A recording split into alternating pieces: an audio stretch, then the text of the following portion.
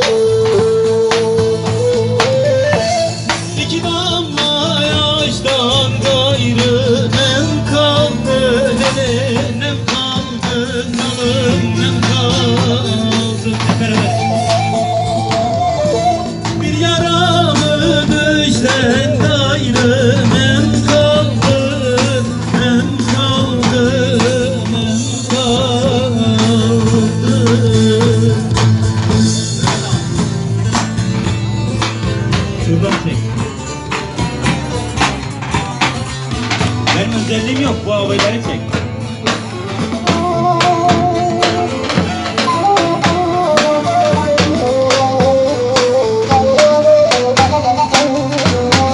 Aytekin Başkanım.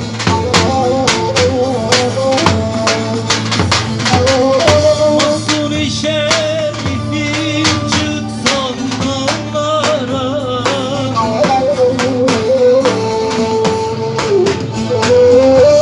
gelsem de avcı vurmuş marana,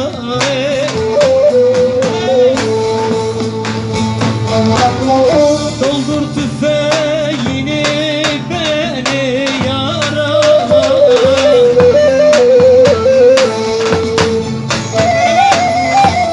bir yaralı düşten gayrı nem kaldı, nem kaldı, nem kaldı.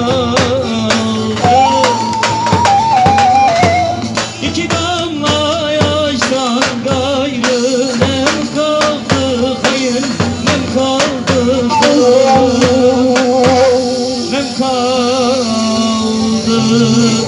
Evet, bu ekibe bir alkış gelir mi? İstanbul Büyükşehir Belediyesi Başkanımız Sayın Ekrem İmamoğlu'na da bir alkış gelsin. O bizi sizlerle buluşturdu. Bunlar yardım konseri. Onlara teşekkür ediyoruz Sayın Başkanımıza.